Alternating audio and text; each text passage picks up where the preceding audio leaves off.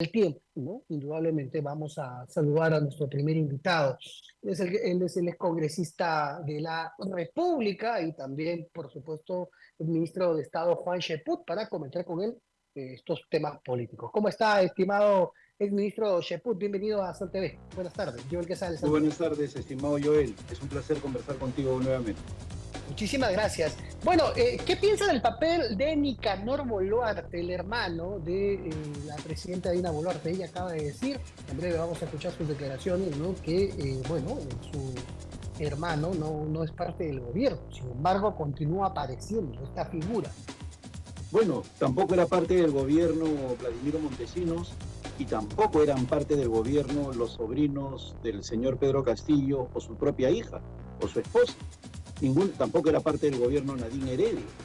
Y sin embargo, todos ellos han estado comprometidos en serios actos de corrupción, a tal punto de que algunos se han fugado y otros están en la cárcel.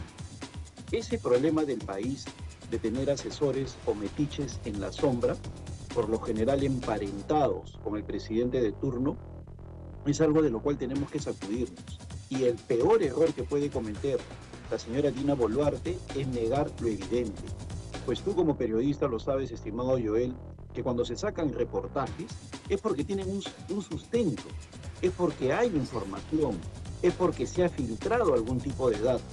Y en este caso es sabido que desde hace años el señor Nicanor Boluarte tiene una participación activa en diversos gobiernos. Él es Así el que ha es. estado detrás de los nombramientos de los prefectos y los está utilizando para hacer un partido político. Él está detrás de algunos nombramientos que no ha sido desmentido, según lo que han señalado diversos medios de comunicación. Entonces, si la señora Boluarte cree que negando la realidad va a lograr que la ciudadanía acepte su prédica, se equivoca de plano. ¿Usted considera entonces que sí existe un rol protagónico de Nicanor Boluarte, hermano de la presidenta, a pesar de que en este país esté prohibido, ¿no? No es lo mismo que en Argentina, lo que acaba de pasar con Milei. Eh, Existe una participación directa de Nicanor Boluarte, lo hemos visto, sí, ya en reiteradas ocasiones, vinculado al IPD, vinculado al MIDIS, ahora aparentemente un amigo, ¿no? De la presidenta Boluarte y de él se habría beneficiado con un contrato con el Estado. O sea, sí es recurrente su protagonismo. Sin ninguna duda, es recurrente. Y la presidenta lo consiente, como consciente al premier Alberto Otárola, que es otra de las fichazas de este gobierno. Todas las semanas están saliendo hechos que comprometen a Alberto Otárola en relación a actos de corrupción, que no son desmentidos, que no son aclarados, que no son investigados, y el señor permanece incólume en su cargo. Entonces, cuando la señora Dina Boluarte dice mi gobierno está libre de actos de corrupción, no hace ni una sola prédica en contra de su hermano Nicanor Boluarte para que se aleje del gobierno, ni se deshace del señor Alberto Otárola para que de esa manera se aclare cualquier indicio de corrupción. Más bien lo sostiene, lo blinda. La Así presidenta es. se ha convertido en la escudera de Nicanor Boluarte y de Alberto Otárola. ¿Por qué Alberto Tarola, según su criterio, es nocivo a día de hoy, 18 de diciembre, para el gobierno de él, ¿no? De Dina Boluarte? En primer lugar, porque no ha logrado ninguno de los objetivos que se planteó este gobierno. Ha culminado un año y todos los indicadores económicos, sociales, de seguridad, todos institucionales, están peor que nunca. Tú con bastante criterio, al empezar esta conversación, señalaste todos los problemas en los cuales estamos inmersos, desde el Ministerio Público hasta el Congreso, la Junta Nacional de Justicia, etcétera, etcétera. Y todo eso es durante la gestión de Alberto Taro. Si hablamos de economía, es un desastre. Si hablamos de seguridad, está peor que nunca. Si hablamos de instituciones, pues ya ni hablar, ¿no? Porque es un caos completo. Si hablamos de falta de liderazgo, igualito. Si hablamos de corrupción, exacto. Entonces, en todos los casos, estamos mal. Y por otro lado, es realmente impresionante que la presidenta, teniendo un dígito de popularidad, 9 según algunas encuestas, 7 según otras, mantenga a un premier que está debajo de 5% de popularidad, que es un lastre para ella. Entonces, Sí, no pues. está actuando de manera responsable la presidenta Boluarte, pues está con un conjunto de ministros, la mayoría de los cuales actúa inútilmente, pues no tienen capacidades para el cargo, y mantienen la jefatura en el premierato a un individuo que lo único que genera es una serie de problemas, y que al querer estar bien con Dios y con el diablo, pues simplemente genera todo este caos que estamos viviendo. Él está en contra, él está en contra de Patricia Benavides, primero está en contra de la Junta Nacional de Justicia, luego está a favor, etcétera, etcétera. Él es parte del caos. Bueno, y a propósito de Alberto Tarola, ¿no? También es una interrogante, ¿cuál es su papel en esta investigación que se le sigue a la ex fiscal o la fiscal suspendida Patricia Benavides, ¿no? Usted ha mencionado, sí, hemos escuchado discursos en contra de la Junta Nacional de Justicia, ahora los apoya, ¿no? A favor de Patricia Benavides, ahora parece que son enemigos, en fin. Este tema de la Junta Nacional de Justicia se pudo resolver entre comillas, ¿no? La semana pasada en el Congreso no fue así, va a continuar este tema, ¿no? Hasta la próxima legislatura. Ahora, en el interín de este diálogo, en la madrugada, bueno, en la noche de ayer, Patricia Chirinos, quien está incluida congresista de la República en este escándalo, ¿no? O en estos chats del asesor de Patricia Benavides, anuncia que la están persiguiendo, que la quieren allanar su casa, su vivienda, y se va a España, ¿no? ¿Qué sensación tiene entre este escenario, Patricia Chirinos, Junta Nacional de Justicia y Congreso? Bueno, la primera parte de tu pregunta, que tiene que ver con Alberto Tarola, yo diría en el temor, hermanos. Patricia Benavides ha demostrado que tiene el temperamento suficiente como para investigar a la propia Presidenta de la República y a Alberto Tarola, y ya los estaba investigando. Por lo tanto, tenían que deshacerse de ella, y esa mención de que se cuide el filósofo demuestra que el señor Alberto Tarola estaba enterado de lo que se venía. En segundo lugar, cuando estamos analizando ya todo el desorden, toda esta situación en la cual inclusive se va Patricia Chirinos, ¿sabes cuál es el gran problema del Perú de hoy, estimado Joel? Que no sabemos a quién creer. Hay una serie de personas que dicen no pasa nada, que eso, que el otro, que el que no la debe no la teme. Yo creo que la señora Patricia Chirinos comete un gigantesco error al decir antes de partir a España que van a allanar su casa, que la quieren meter presa. ¿De dónde sabe ella eso? Ni Alan García sabía de esa situación. A Alan García lo sorprendieron a las 6 de la mañana con un allanamiento y ni él sabía que lo iban a allanar.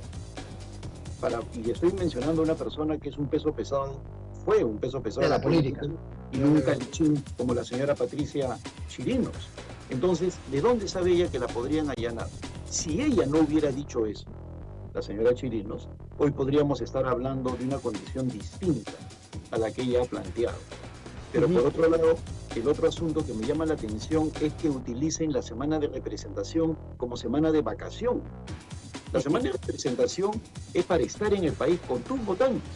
Y ella no debe estar en Madrid, sino en el Callao, porque ella fue elegida por el Callao. Sin embargo, se va a Madrid y no pasa nada en el país. Nadie dice nada de esa parte de las noticias. Están utilizando los congresistas la semana de representación como semana de vacaciones. Y eso, ahora, a lo que reciben, es verdaderamente vergonzoso. Ahora, con todo lo que hemos escuchado, ¿no? De la Junta Nacional de Justicia, la defensa que hace Patricia Benavides, y este tema, el nuevo fiscal, la reorganización que ha anunciado Villanueva en el Ministerio Público, ¿usted qué considera en este punto a día de hoy? ¿Hubo un plan, un complot en contra de Patricia Benavides o está bien suspendida? ¿La Junta Nacional de Justicia se excluyó? ¿El Congreso no quiso entrometerse ahí? ¿Cuál es su visión? Bueno, varios puntos. En primer lugar, sí hubo un cargamontón contra Patricia Benavides, pero ella ha cometido errores también infantiles, ¿no? Por ejemplo, retirarse de la audiencia a la cual había sido convocada y decir me voy como si estuviera en una comisión del Congreso. Ella tenía que haberse quedado y ahí hubiera exigido el debido derecho y no hubiera sido suspendida. Pero desde el momento que se va, permite a los otros que hagan lo que se le da la gana. Y obviamente la suspendieron en 2 patadas. Y por otro lado, el Congreso, que tiene tan poca experiencia, que no se da cuenta que en política hay batallas que si uno sabe que las va a perder, no las tiene que dar.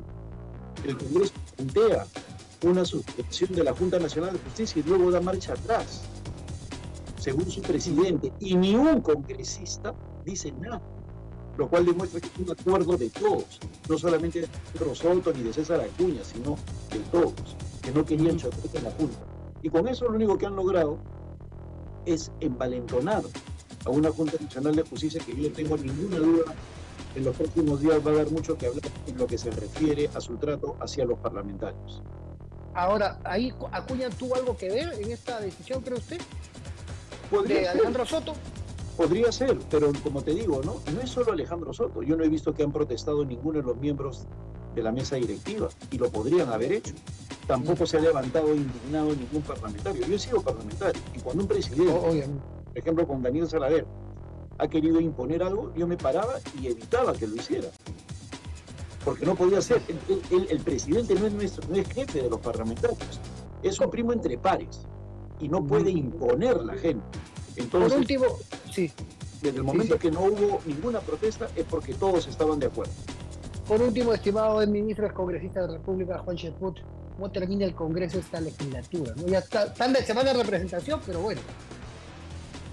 Bueno, termina con un desastre y con un perjuicio tremendo para la sociedad ambiental, para el medio ambiente. Han dado una ley realmente penosa que permite que se saqueen los bosques naturales y eso está pasando desapercibido.